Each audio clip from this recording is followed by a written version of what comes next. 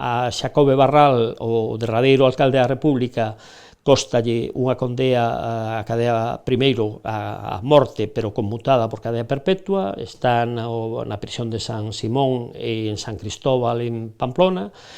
A Francisco García Moldes cóstalle a vida porque o van matar cando toma un café uns anos máis tarde, e un guardia civil e un guardia cívico.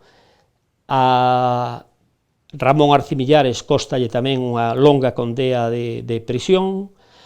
A Pura Rodríguez de Besa cóstalle, que era mestra, cóstalle expediente na carreira profesional e ter que marchar ao exilio uns anos máis tarde.